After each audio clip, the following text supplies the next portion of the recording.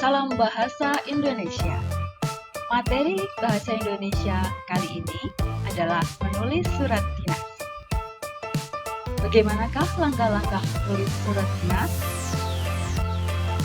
Langkah-langkah menulis atau menyusun surat, baik surat pribadi maupun surat dinas, sama.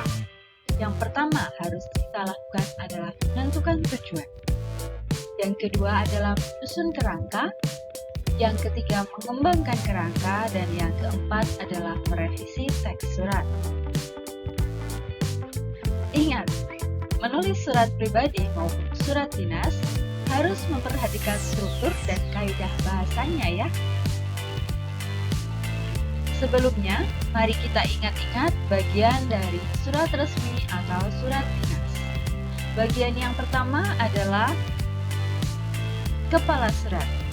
Bagian yang kedua adalah tanggal surat. Bagian yang ketiga adalah nomor surat.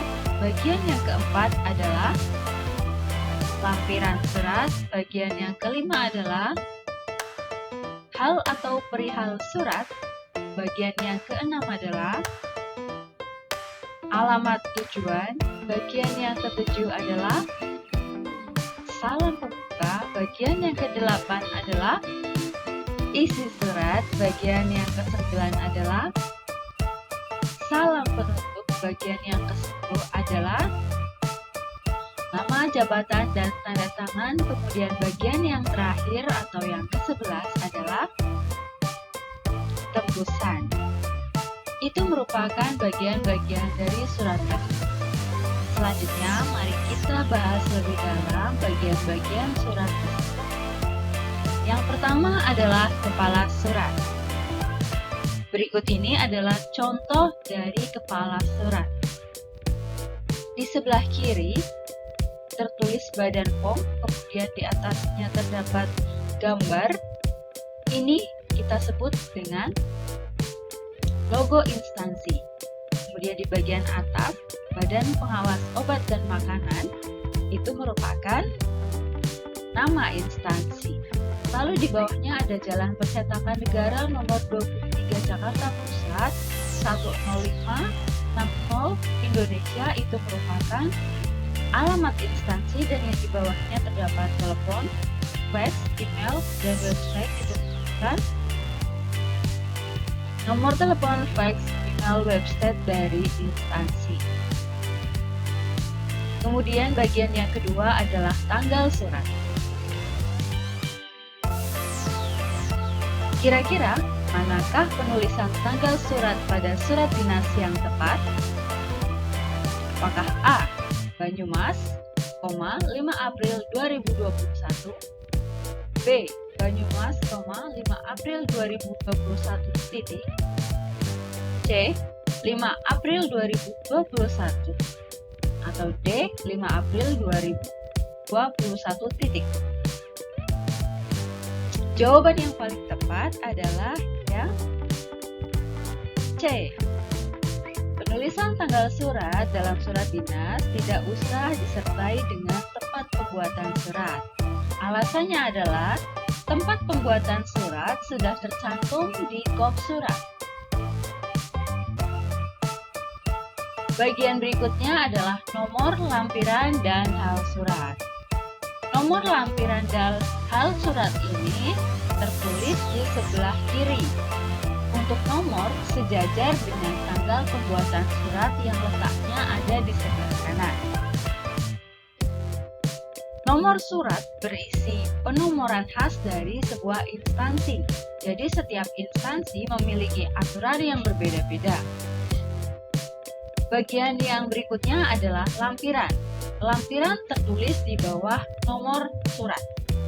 Lampiran berisi jumlah informasi yang mengikuti surat utama. Dapat berupa lembar ataupun bundle. Di bawah lampiran ada lagi yang kita sebut dengan hal atau perihal. Bagian ini berisi kutipan maksud isi surat. Biasanya berupa kata ataupun frasa yang bersifat nomina atau kebendaan. Contohnya, dapat kita lihat 3 contoh tersebut Yang pertama adalah nomor. Nomor dari ketiga contoh surat tersebut berbeda-beda. Tiap penomoran ini khas dimiliki oleh instansi terkait, baik itu PMI, MT, maupun SMP 2. Kemudian bagian yang berikutnya adalah lampiran. Di situ ada 3 contoh. Yang pertama adalah menyebutkan jumlah lembarnya, 1 lembar. Di situ kita tidak menggunakan angka, akan tetapi menggunakan huruf penulisannya. Kemudian contoh yang kedua diberi tanda strip jika tidak ada lampirannya. Kemudian di contoh yang terakhir ada lampiran sebanyak 1 bendel. Bedanya lembar dan bendel adalah lembar hanya berupa lembaran. Tapi kalau bendel itu kumpulan dari lembaran, bisa berupa buku ataupun bisa berupa kumpulan dokumen. Kemudian bagian yang berikutnya adalah hal atau perihal. Ketiga hal ini merupakan kata atau frasa yang berupa nomina atau kata benda. Yang pertama, undangan, itu merupakan kata benda. Kemudian contoh yang kedua adalah pemberitahuan, itu juga merupakan kata benda. Dan yang ketiga adalah permohonan izin, itu merupakan frasa benda. Kita sebut frasa karena di situ lebih dari 1 kata.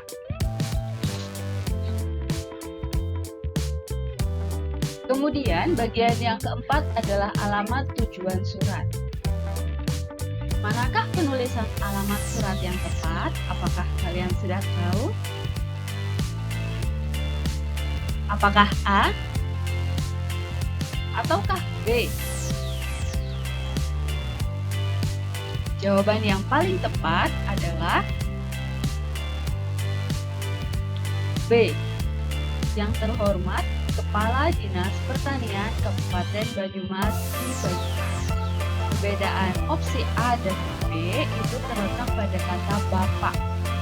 Jika kita mau menggunakan kata Bapak, maka dilanjutkan dengan nama orang. Akan tetapi jika kita akan menggunakan jabatan, maka tidak perlu ditulis sapaannya Bapak atau Ibu, itu tidak usah dicantumkan. Bagian yang kelima adalah salam pembuka. Umumnya dalam surat dinas, salam pembuka yang digunakan adalah dengan hormat. Bagian berikutnya adalah isi surat.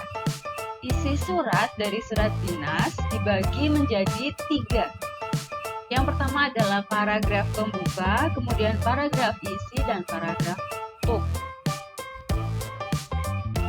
Kemudian yang berikutnya adalah salam penutup. Salam penutup dalam surat dinas contohnya hormat kami dan hormat saya. Hormat kami biasanya digunakan untuk mewakili sebuah instansi. Kemudian kalau hormat saya digunakan untuk mewakili perorangan, misal sebagai kepala sekolah saja, ketua panitia saja. Bagian yang berikutnya adalah jabatan, tanda tangan, dan nama terang. Antara A dan B dapat kita perhatikan kira-kira manakah penulisan jabatan, tanda tangan, dan nama terang yang paling tepat. Jawabannya adalah B. Kepala SMPN 5 Purwokerto, tanda tangan, kemudian nama terang, dan nik. Perbedaan dengan opsi A, di opsi A terdapat tulisan kepala sekolah SMP. Sekolah dan SMP itu ada pengulangan di kata sekolah. SMP sudah mewakili kata sekolah urutan pertama. Jadi kalau di poin A, itu terdapat pemborosan kata kepala sekolah, sekolah menengah pertama. Seperti itu. Itu tidak efektif. Jadi yang lebih tepat adalah opsi B. Bagian yang terakhir adalah tembusan. Tembusan merupakan bagian surat yang menunjukkan pihak atau orang lain yang juga berhak mendapatkan surat tersebut. Tembusan ini sifatnya tidak wajib, jadi boleh ada dan boleh tidak ada. Contohnya, tembusan titik 2, kemudian di bawahnya siapa yang berhak menerima surat ini selain alamat tujuan surat yang sudah tercantum, maka ditulis di bawah Kapolres Banyumas. Jika ada dua pihak, maka ditulis menggunakan angka 1, 2, 3, dan seterusnya. Lalu, bagaimana dengan kaidah bahasa surat dinas? Bahasa dalam surat dinas harus baku dan formal. Coba, siapa yang tahu apakah A atau B yang menggunakan kata baku? Apakah jadwal atau jadwal?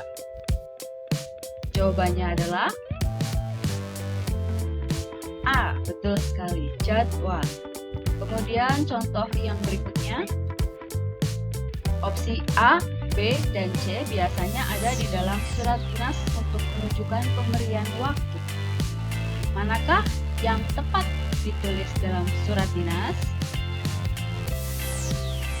Jawabannya adalah C dan A.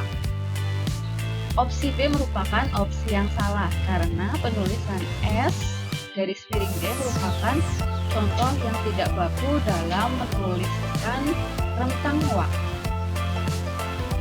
Contoh berikutnya ada di 3 opsi berikut ini.